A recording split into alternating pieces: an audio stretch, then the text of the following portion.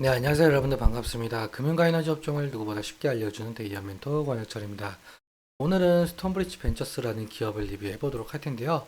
스톤브리지 벤처스는 여러분들도 아시다시피 벤처 캐피탈이고 정유각이라는 기업에 투자한 이력이 있더라고요.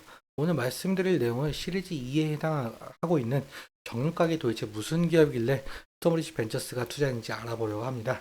같이 한번 확인해 보면서 천천히 얘기 나눠보도록 할 텐데, 그럼 스톤브리지 벤처스 바로 보도록 하겠습니다. 일단 먼저 스톤브리지 벤처스는 여러분들 아시는 내용이겠지만 처음 투자하셔가지고 모르시는 분들을 위해서 간단하게 말씀을 드리자면 중소벤처기업에 대한 투자 금융을 제공하고 있는 사업을 지속적으로 영위하고 있죠.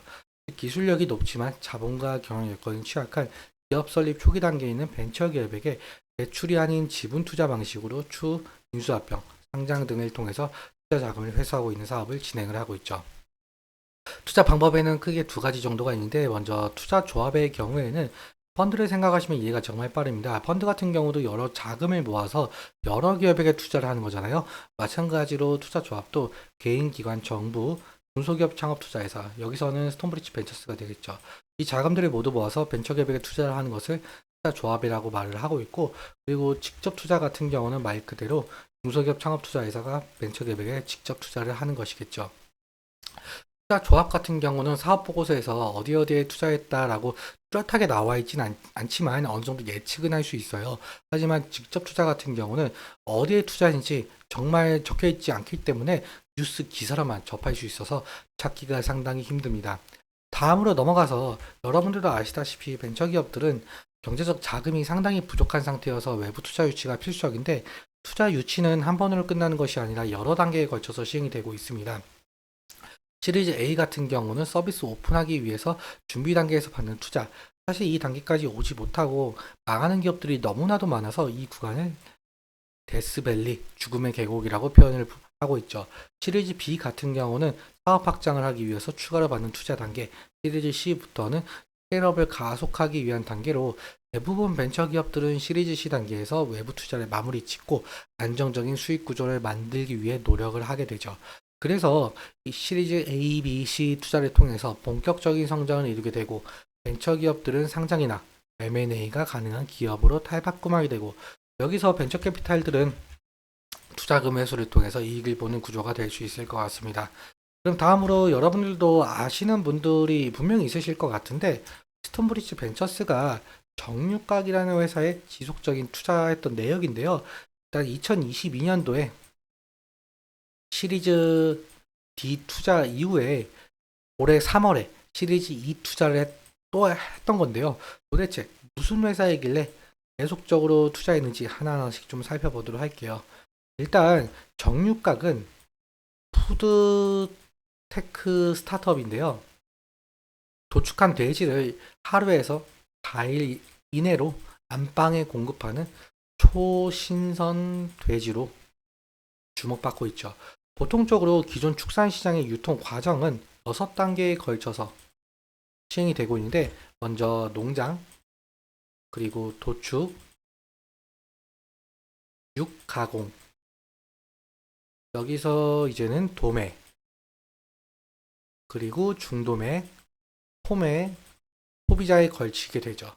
이렇게 유통 단계가 늘어나면 늘어날수록 창고 비용이라든지 물류 비용이 상승하기 때문에 제품 가격도 상승하는 것은 어쩔 수가 없는 부분인데, 하지만 정육각은 농장, 도축과 육가공을 같이 합니다.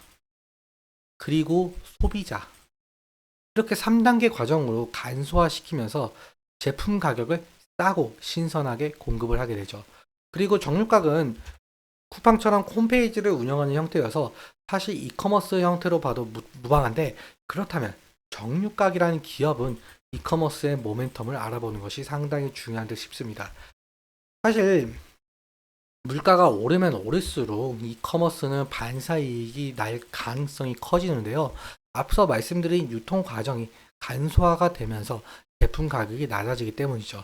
실제로 현재 쿠팡이나 테무, 알리, 아마존 같은 이커머스를 왜 활용하고 있냐라고 물어본다면 대부분 값이 싸니까 라는 대답이 먼저 나오게 되는데, 그래서 이커머스 시장이 커지면 커질수록 정유값도 각광을 받을 가능성이 있을 것 같습니다.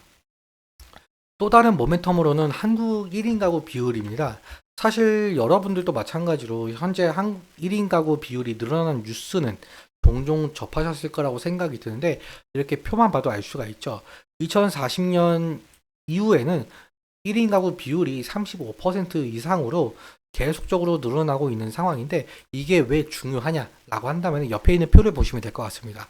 1인 가구 월평균 소비 규모와 쇼핑 형태의 비율인데 국내 1인 가구는 지금 구조적으로 증가하는 추세이고 그리고 월평균 소비 규모는 103만 원. 이 중 온라인 소비 비율이 약 53%, 오프라인에 비해 약 7%포인트 높은 것을 좀 보실 수가 있죠.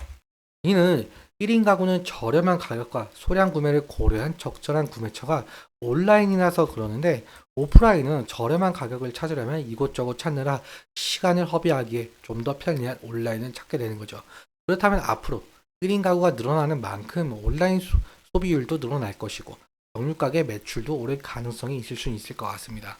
실제로 전 세계적으로 지금 이커머스 시장 규모는 더욱더 커지고 있는 상황인데 2026년에는 16조 4천억 달러로 성장할 전망이죠. 현재 사람들은 오프라인에서 물건 사는 것보다 마우스 클릭 한 번으로 배송되고 있는 이커머스를 활용하기 때문인데 이렇듯 정육각이 각광을 받을수록 초기에 투자한 스톤브리지 벤처스가 각광을 받을 가능성이 상당히 높을 것으로 보이고 있습니다. 그럼 차트 한번 살펴보도록 할게요. 차트를 보시면 스톤브리지 벤처스는 단기적으로만 봐도 지금 상당한 변동성을 가지고 있는데 지금 작년 12월부터는 업스테이지 투자 소식이 각광을 받아서 상승했던 모습을 보여줄 수 있고 그리고 3월 초에는 투자사 망고부스트가 삼성전자와 협력 소식에 부각되어 상승했었죠. 근데 약 일주일 전쯤에 우리가 흔히 심리선이라고 부르고 있는 20일 이평선을 이탈을 함으로써 지금 추세가 하락 추세로 전환될 움직임을 보이고 있는데 일단은 다음 지지라인 같은 경우는 4,600원 부근으로 볼 수가 있을 것 같습니다. 과거 차트를 보시면은 지금 이 부근에서 지지가 일어났던 것으로 보이고 있는데 현재는 지금 마찬가지로 4,600원에서 지지가 일어나야겠죠. 상승 시에는 사실 5,700원에서 지금 6,300원 부근으로 저항대 매물이 많은 것을 좀 볼 수가 있겠는데 지금 과거 차트를 보시면은 사실상 지금 돌파의 흐름들은 좀 나왔지만 완벽하게 돌파를 해주지 못하고 저항에 부딪혀서 하락했던 모습들을 좀 보실 수가 있죠. 그래서 이 부분에서 차익 실현 매물이 나올 가능성도 염두에 두시고 거래량을 동반하면서 돌파를 해준다면은 다시금 상승 추세로 전환될 가능성이 있을 것 같습니다. 오늘은 여기까지 말씀을 드리고 오늘 내용 도움되셨다면 구독과 좋아요 부탁드리고 말씀드린 내용과 차트적인 부분에 대해서는 제 개인적인 견해가 있을 수 있기 때문에 여러분들의 주관적인 견해와 함께 투자할 현명한 선택하셨으면 좋겠습니다. 오늘도 시청해주셔서 너무 감사하고 지금까지 멘토 권혁철이었습니다. 감사합니다.